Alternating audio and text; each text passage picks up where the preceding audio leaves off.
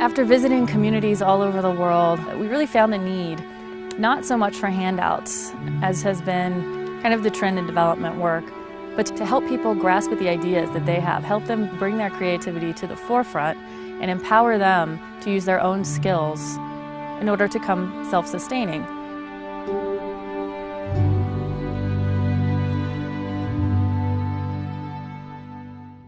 My name is Kelly Campbell, and I'm the Executive Director of the Village Cooperative. The Village Cooperative is a charitable 501c3 nonprofit dedicated to the creation and support of income-generating projects in the developing world.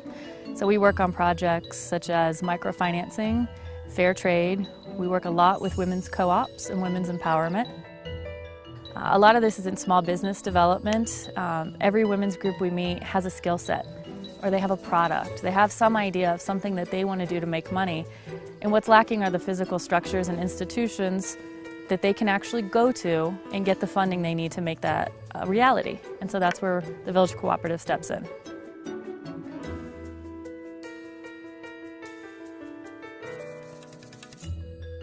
Well, we came across the Artisan Workshop in Cowlock and realized that this was a project for tsunami relief in the community. And so we started going there and we realized we needed to take this project to the next level.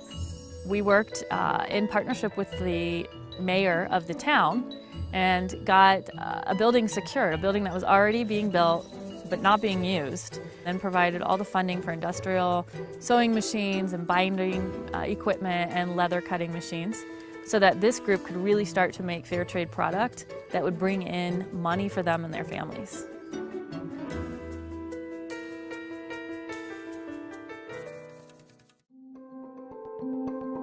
Yeah, our signature project has been the conversion of an IDP camp in a little town outside of Nakuru, Kenya.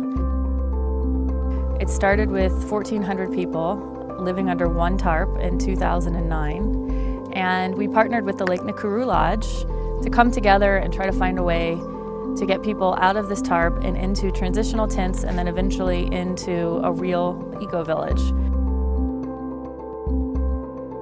Now we work with the community to create self-sustainability by providing funding for small business development.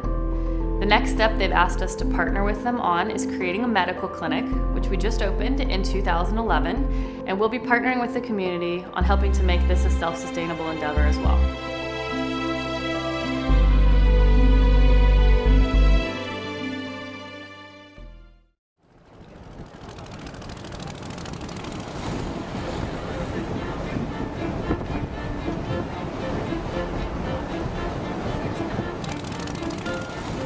Mbita is one of our pilot projects on the shores of Lake Victoria in Kenya, and we have all kinds of small businesses going there. We work with a widows group who now have a party rental company, a catering company, organic gardens, chicken coop, and then we opened our first nursery school there in response to the needs from the community. There's a woman named Athlene, and she was left on her own to take care of her children. And one thing she decided was that the children in the village needed an education, and many of the families, including herself, could not afford school fees. And so she started teaching the kids underneath the tree in the village. And when I found that she had not been paid, she'd been volunteering for years to teach under the tree, we knew we had to start this school, and we knew that she would be the natural fit to be one of the first teachers. And because of all the volunteer work that she put in, she was able to receive the first house in our housing program. So now her and her 3 children have a home with a tin roof over their heads to protect them during the rainy season. And she's able to work in the community garden to bring food home for her family and create an income.